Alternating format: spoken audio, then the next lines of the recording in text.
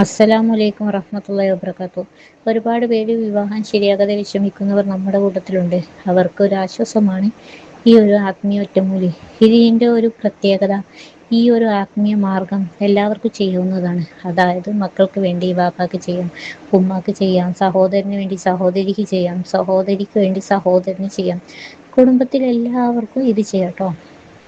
ആഴ്ചയിൽ വെള്ളിയാഴ്ച രാവ് അഥവാ വ്യാഴാഴ്ച രാത്രി ചെയ്താൽ മാത്രം മതി. കഴിയുമെങ്കിൽ മറ്റൊരു ദിവസങ്ങളിൽ ചെയ്യാം. പറഞ്ഞു വരുന്നത്, വെള്ളിയാഴ്ച രാവ് പാതിരാവ് കഴിഞ്ഞ് എണീക്കുക. സുബഹിക്ക് മുമ്പുള്ള, അതായത് അത്തായ സമയത്ത് ആയാലും മതി. എഴുന്നേറ്റ ശേഷം ആദ്യ 2 റക്അത്ത് തഹജ്ജുദ് നിസ്കരിക്കുക.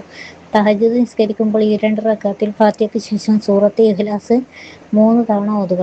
നിസ്കാരം കഴിഞ്ഞ ശേഷം മുത്തുനബിയുടെ പേരിൽ അറിയാവുന്ന 3 സ്വലാത്ത് ചൊല്ലുക.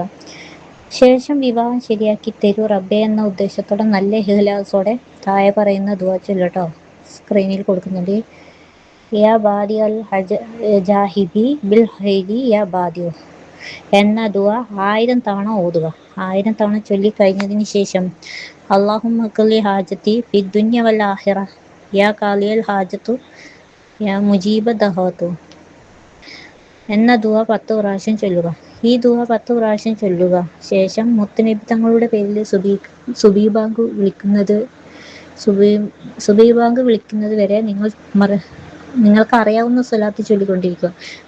ഉത്തരം കിട്ടുമെന്ന് സംശയിക്കേണ്ടതില്ല. വിവാഹം മാത്രമല്ല, ഉദ്ദേശിച്ച കാര്യങ്ങളെല്ലാം അല്ലാഹു തആല ശരിയാക്കി തരൂട്ടോ. ഇൻഷാ അല്ലാഹ്. അല്ലാഹു സുബ്ഹാനഹു വ തആല തൗഫീഖ് നൽകി അനുഗ്രഹിക്കട്ടെ. ആമീൻ യാ റബ്ബൽ ആലമീൻ.